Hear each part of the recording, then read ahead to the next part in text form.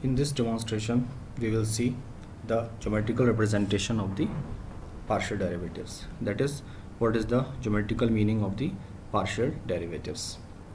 So let us take this surface fxy. Suppose this is f of xy, function of two variable x and y. So this is the surface. Now we take a point, this black point. We take a point.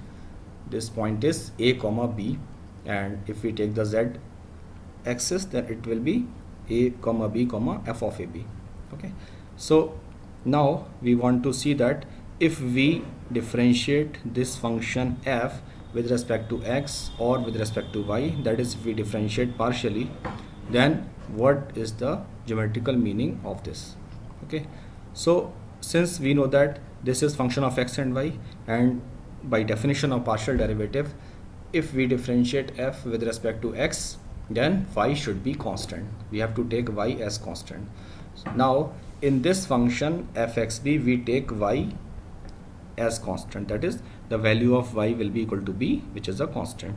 So if we take the function fx comma b, so it will be a function of x only, because we have taken y as constant, so it will be a function of x only. So when we draw the graph of this f of x comma b, this will be a curve. Okay, so this curve is represented by this green curve. We have taken this is the graph of f of x comma b.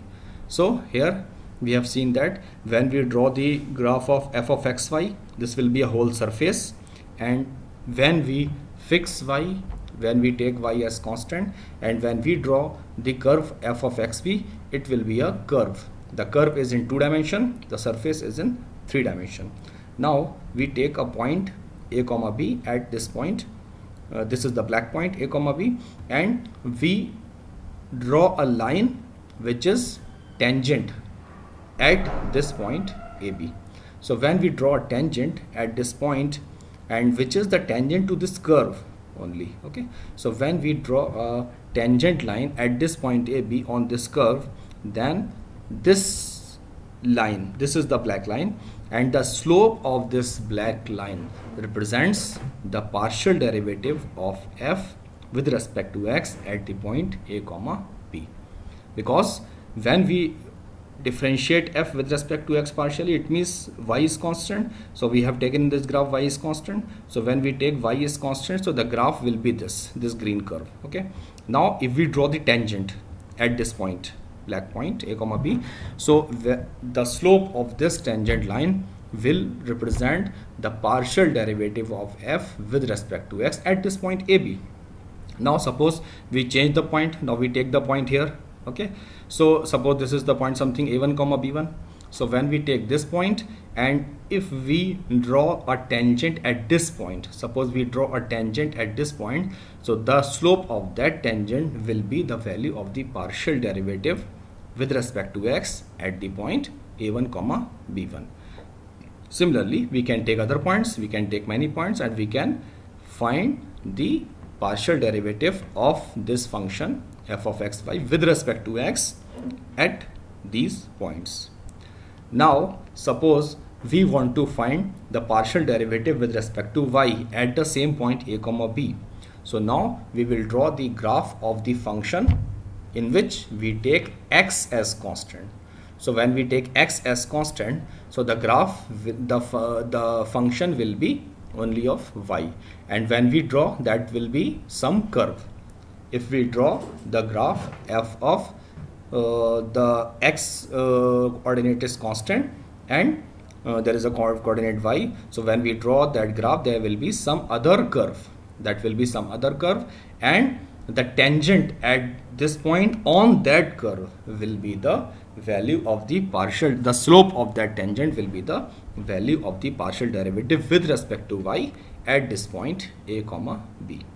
Similarly, we can take other points. Suppose we take this point here, and if we take x as constant, then the curve will be some curve, and if we draw the tangent at that point, then the slope of that tangent will be the value of the partial derivative with respect to y at that point. So in this way, we can take point anywhere. Suppose we take a point here and we can find the slopes of the tangent lines with respect to x and with respect to y. Those will be the values of the partial derivatives with respect to x and with respect to y. Now to make it more clear, we can see some other example. So let us take this example. This is the function fxy is equal to x cos y.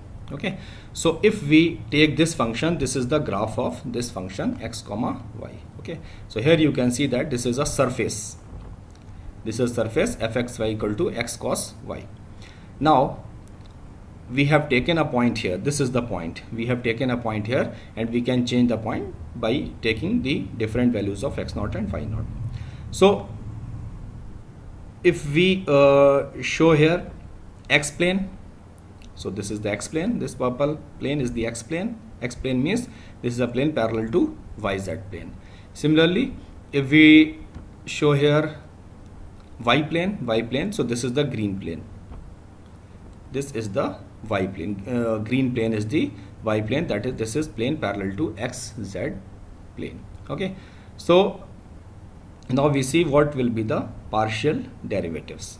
Okay, so suppose first we show the x partial derivative. So if we show the x partial derivative, so this green line is the value of the partial derivative with respect to x at the point, suppose x naught comma y naught.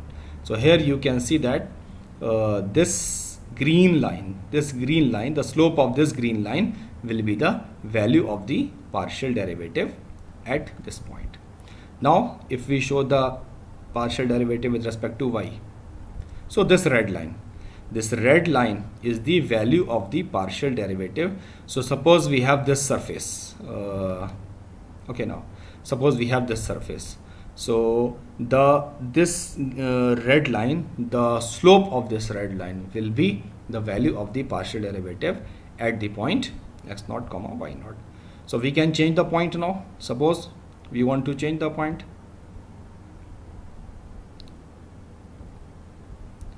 Okay, suppose we change point. Okay, you can see that the point is moving. If we change the values of x naught y naught, the point is moving. Okay, so now the point is here, and now if we want to see that the partial derivatives at this point, so now we can show again x partial, that is the partial derivative with respect to x at this point now. So this green line is the slope of this green line will be the partial derivative at this point. And similarly, if we show the partial derivative with respect to y, so this red line will, the slope of this red line will be the partial derivative with respect to y at this point. Okay, so as well as we change the point, we can find the partial derivatives at different points. We can find the partial derivatives at different points. Okay, so this is the geometrical meaning of the partial derivatives. Now we can, suppose we can change the graph. This is the graph of the function fxy is equal to half x square minus y square.